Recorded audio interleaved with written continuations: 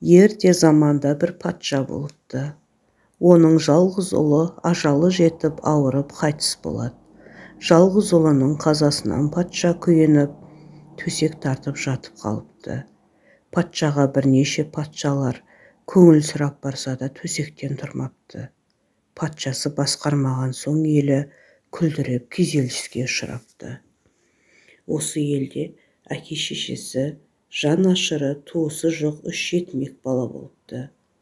Үшеуі ақылдасып ордаға патшаның көңілін сұрауға келеді.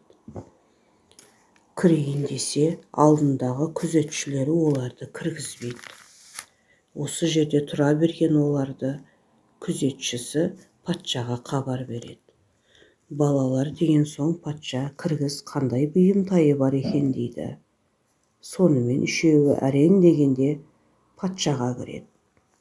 Патша балаларға қандай бұйымтайларың бар айтыңдар дейді. Ішінен біреуі тұрып, біздің таласымыз бар дейді.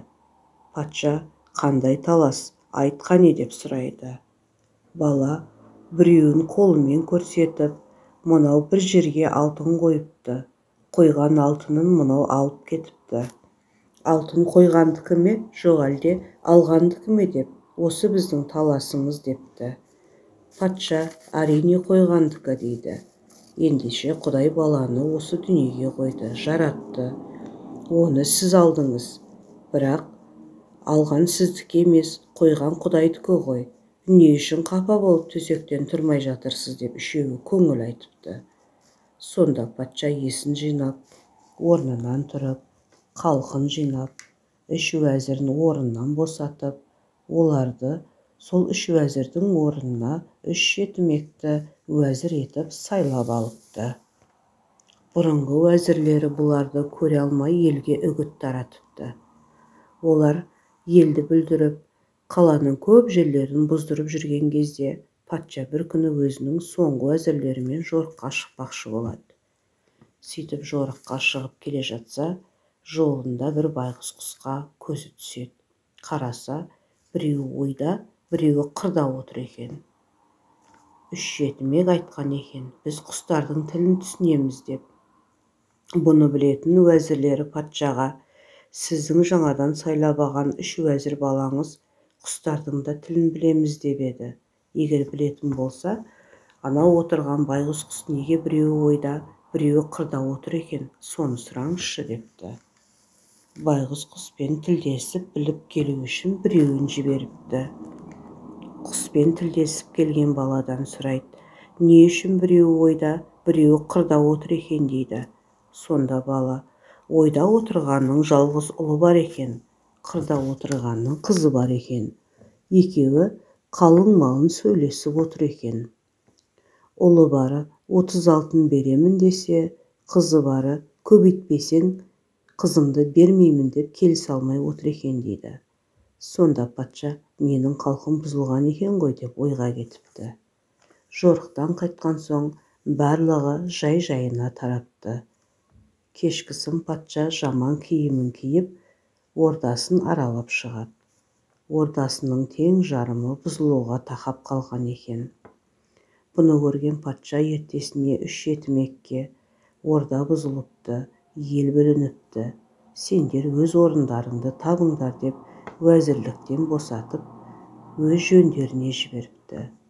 Патша бұрынғы уәзірлерін қайта сайлап, аты жөні жоқ тауып әкеліңдер. 3 күннің ішінде әкелмесеңдер, сендердің бастарыңды аламын депті.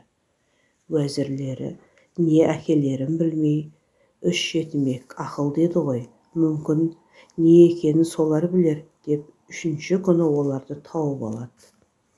Уәзірлер балаларға, патша бізге бұйрық берді, 3 күн ішінде аты заты жоқты әкелмесеңдер бастарыңды аламын дейді. Бүгін соңғы күн дейді. Сонда балалар, орда бұзылған екен, аты заты жоқ дегенді ұста әкел дегені депті. Уәзірлер 3-ші күні ордаға ұсталар апарады. Сонда патша, 3 күннен бері ұста таба алмадыңдар ма? Неге кешіктіңдер? Шындарыңды айтыңдар, қайда жүрсіңдер депті. Уәзірлері, Сіздің не әкелдегеніңізді түсінбей, ана 3 баладан сұрадық депті. 3 баланың ақылдылығына разы болған уәзірлер өз орындарын босатып, қайтадан 3 жетімекті уәзір етіп сайлатты. Біраз күн өткен соң халқы қарсы шығып, біз жетімдерді уәзір етіп сайламаймыз деп шуылдаған соң патша, халқым тағы бұзылып кетер ме деп, 3-еуін тағы да қоя береді. 3-еуінің барар жері жоқ, басар тауы жоқ, қаңғып басқа патшаның қол астына кетеді. Ендігі 3-еуінің кәсібі патшаның қазынасын тонап, нандарын тауып жеу болды. Бұлардың паналайтын үйі моланың үңгірі болды. Патшаның қазынасындағы алтынды 3-еуі дорбалап көрге жинайтын болды. Патша қазынасына қараса, күннен күнге алтындары азая бастады. Патша уәзірлерін қарауылдыққа қояды. Сонда да 3-еуі ешкімге білдірместен алтынды ұрлап моланың үңгіріне әкеп тыға береді. Ертесіне патша қараса, алтындары тағы да азайып қалыпты. Патша қапаланып, кім екен ұрлап жүрген, көрейінші деп өзі қарауыл болады. Сонда да 3-еуі патшаға білдірмей, тағы да алтын ұрлап алады. Патша азанда қараса, тағы да алтындары азайып қалыпты. Патша тағы қапаланып, өзі жансыз болып, үстіне жаман киім киіп, ауылды аралайды. Бір жерге келсе, қабырғалаған ығыр-сырс еткен 3-еуді көреді. Соңынан еріп келе береді. 3-еуі қайда барасың деп сұрайды. Патша, сіздер қайда барасыздар деп сұрайды. 3-еуі нан талап дейді. Әлгі адамда мен де нан талап дейді. Әңгемелесіп көрге қарай келе жатса, иттер үріп қоймапты. Сонда біреуі, сіз патшасыз ба? Маған иттері араларыңда патша кетіп бара жатыр деп қоймай жатыр дейді. Жоқ шырағым, менен қандай патша шықсын? Кішкентай кезімде ойнағанда балалар мені патша қылушы еді деп жалтарыпты. 4-еуі әңгемелесіп отырып, көрден соққан үйіне келеді.